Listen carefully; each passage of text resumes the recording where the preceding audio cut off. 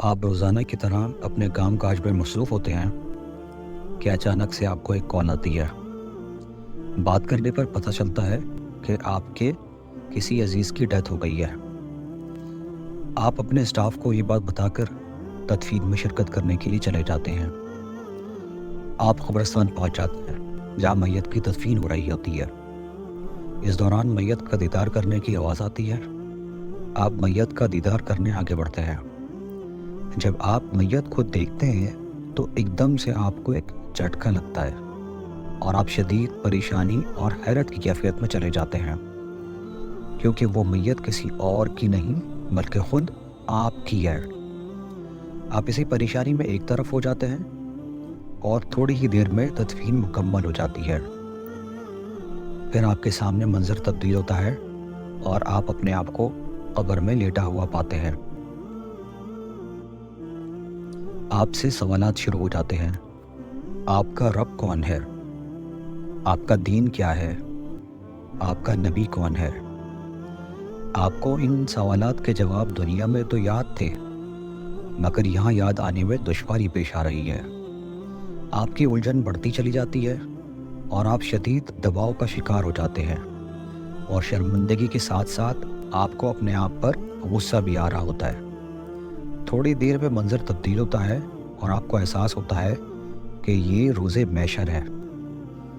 یہاں دنیا کی تمام مخلوق جمع ہے اور گرمی آپ کی برداشت سے باہر ہے۔ پیاس کے مارے برا حال ہے۔ اتنے میں آپ کو ایک کتاب دی جاتی ہے جو کہ آپ کا نامہ اعمال ہے۔ آپ اس کو پڑھنا شروع کر دیتے ہیں۔ آپ دیکھتے ہیں کہ یہ تو ان نیک اعمال سے خالی ہے جس کی آج آپ کو شدید ضرورت ہے۔ اس میں جگہ جگہ برائیاں اور گناہ لکھے ہوئے ہیں۔ اللہ کی نافرمانیاں اور احکامات کی کھلم کھلا خلاف ورزیاں موجود ہیں۔ اللہ کو آپ اپنا رب تو مانتے تھے، لیکن اللہ کی قدرت میں دوسروں کو بھی کچھ اختیارات ہونے کی سوچ رکھتے تھے۔ آپ نے والدین اور اپنے قریبی رشتہ داروں کو ناراض کر رکھا تھا، اور کچھ سے تو قطع تعلقی بھی تھی۔ نمازوں میں کوتاہیاں تھیں اور کبھی کبھار نماز پڑھ لیا کرتے تھے۔ روزے پابندی سے نہ رکھیں، جو رکھے وہ بھی گناہ کر کے ضائع کر دیا۔ زکوٰۃ نہیں دی یا دی تو مکمل ادا نہیں کی، اور نہ ہی حج ادا کیا۔ صدقہ خیرات بھی نہ ہونے کے برابر کیا۔ دوسروں کو دھوکہ دینا، جھوٹ بولنا، کمائی کے لیے حرام اور حلال میں تفریق نہ کرنا آپ کا معمول تھا۔ آپ اپنے تمام کیے ہوئے اعمال پر نادم اور شرمندہ ہوتے ہیں۔ آپ کو یہ سوچ گھلانا شروع کر دیتی ہے کہ یہ اعمال جنت نہیں بلکہ جہنم لے جائیں گے۔ آپ اللہ کے آگے رونا اور گڑ گڑانا شروع کر دیتے ہیں۔ آپ توبہ کرتے ہیں اور معافی مانگتے ہیں۔ آپ کو بتایا جاتا ہے کہ یہاں توبہ اور معافی کا کوئی فائدہ نہیں ہے، جس سے آپ مکمل مایوسی کی کیفیت سے دوچار ہو جاتے ہیں، اور آپ اپنے آپ کو ایک انتہائی ناکام انسان تصور کرتے ہیں جسے ہر طرف تباہی اور بربادی کے علاوہ کچھ امید نہیں اور بچ نکلنے کا کوئی راستہ نہیں ہے۔ تھوڑی ہی دیر میں آپ کی آنکھ کھل جاتی ہے اور آپ اپنے آپ کو ایک شدید اضطرابی کیفیت میں پسینے میں شرابور پاتے ہیں۔ آپ سوچتے ہیں کہ کیا یہ خواب تھا یا حقیقت؟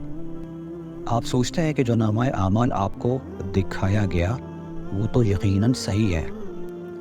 آپ اللہ کا شکر ادا کرتے ہیں کہ یہ ایک خواب ہی تھا جس نے آپ کو گمراہی کی زندگی سے جنون کر جگا دیا۔ آپ اللہ تعالیٰ سے سچے دل سے توبہ کرتے ہیں اور عہد کرتے ہیں کہ ایک پکا اور سچا مسلمان بن کر زندگی گزاریں گے۔